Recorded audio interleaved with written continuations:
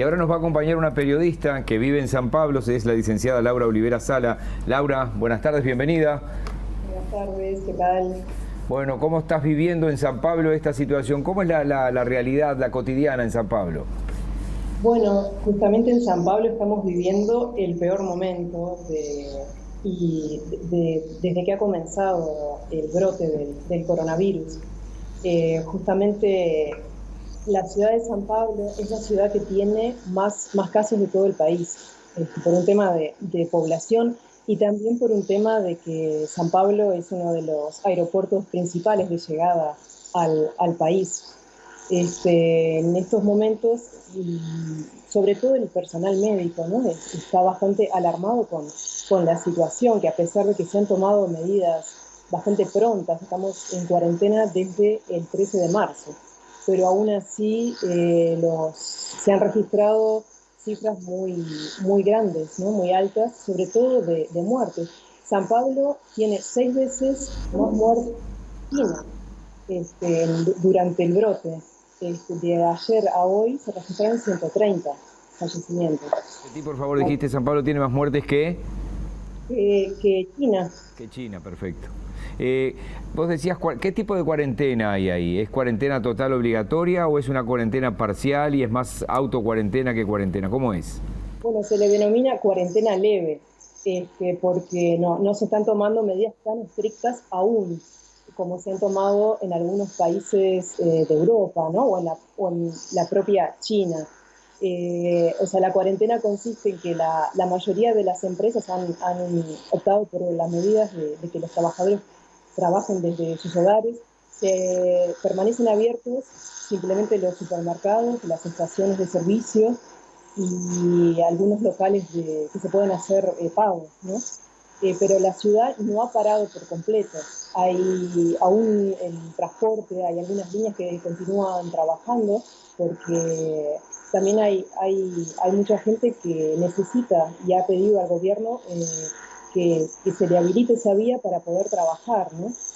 Entonces el gobierno trata de mantener un balance entre el cuidado de la economía y también la salud de la gente, pero no descarta que pronto se pueda pasar a un nivel un poco más extremo de cuarentena, incluso a limitar el transcurso de personas en la calle, ¿no? Actualmente las personas transitan libremente por la ciudad, pero no se descarta que si la cuarentena no da los resultados que se están esperando y las muertes continúan avanzando y los números de casos creciendo, ¿no? Hoy en día estamos con 16.700 casos en todo Brasil, 6.700 en la ciudad de San Pablo. Es una cifra muy alta y realmente se espera que se afecte al 60% de la población. O sea que se necesitan tomar medidas cada vez más intensas, ¿no? para frenar un poco el pronóstico, que de hecho se pronosticaba que sin medidas de cuarentena iban a fallecer 227.000 personas en tan solo el estado de San Pablo. Con las medidas de cuarentena se ha logrado disminuir y el promedio, lo que se planifica, la cifra más o menos que podría afectar sería 111.000 personas en el estado de San Pablo, que es una cifra también bastante grande, ¿no? Laura, perdóname, mientras estábamos charlando contigo vemos la playa de Copacabana, digamos la Rambla, porque vos estás en San Pablo, pero estás en Brasil para nosotros, que eso es lo clave, más allá de que San Pablo, que Brasil es todo un continente. La Rambla de Copacabana luce bastante vacía en cuanto a tránsito, yo más o menos conozco y el tránsito en este momento no es mucho, pero ¿cómo repercute, Laura, las idas y vueltas de las declaraciones de Bolsonaro? Porque yo me imagino, en la mayoría de los países, por lo menos acá en Uruguay, mismo pasa en Argentina, que es algo que lo seguimos de cerca por la televisión también. Lo que dice el presidente, no importa el color político que tenga, de hecho son distintos colores políticos acá en Río de la Plata, como que marcan la agenda. Y entonces, claro, si el presidente pone cara de asustado y que no hay que salir nadie, como que la gente dice no salgo. Ahora con Bolsonaro, ¿cómo va eso de ida y vuelta? ¿Eso también ayuda al afloje a veces? ¿Cómo lo ves?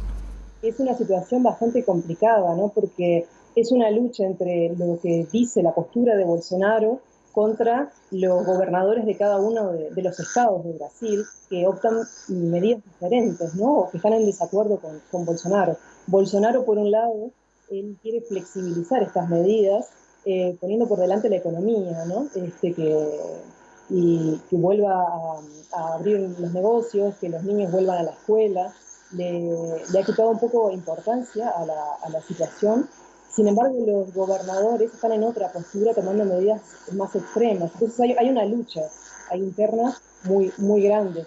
Incluso cada día, desde hace 15 días, a las 8:30 de la noche, durante 10 minutos hay caceroleadas en contra de Bolsonaro para, de alguna forma, mostrarle su oposición, ¿no? ante los dichos, ¿no? Porque hace 2 semanas atrás Bolsonaro salió a decir en cadena nacional que el coronavirus, el COVID-19, no sería más que una gripe, ¿no? Una pequeña gripe pequeña y un poco comentando a que consideraría más oportuno flexibilizar las políticas, ¿no?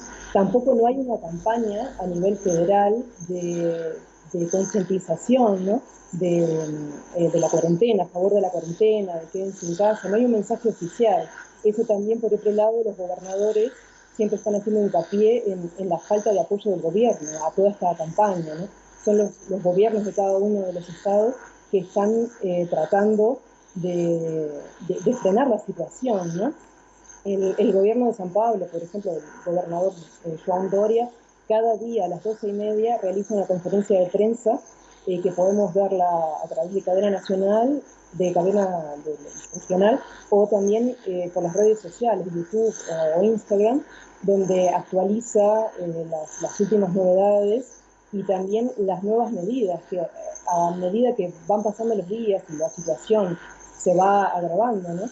Y de hecho en este momento, hoy justamente, él dijo que estamos viviendo el peor momento, ¿no? El pico ascendente de la curva, que va a ir de ahora a fin de mes en ascenso. Entonces se necesitan realmente tomar medidas más fuertes, y el gobernador justamente hoy adelantó algunas de las medidas. Por ejemplo, una de las medidas que ha tomado, y bastante controversiales, es que firmó un acuerdo el gobierno de San Pablo con las 4 empresas de telefonía de la región, y se va a hacer un seguimiento a las personas a través de los celulares.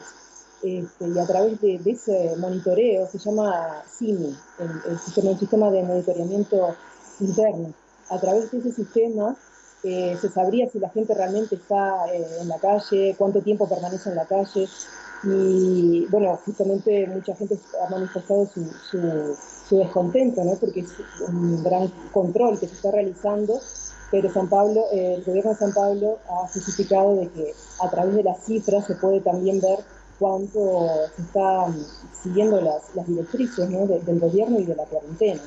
Laura, muchísimas gracias por esto. Esto último que estás diciendo es un capítulo muy peligroso, un seguimiento a millones de personas segundo tras segundo, tipo NSA de Estados Unidos, ¿no? Es decir, Snowden, la película de Snowden. Muchísimas gracias, Laura, y nos vamos a reencontrar contigo en cualquier momento por toda esta información que nos has dado. Muchas gracias.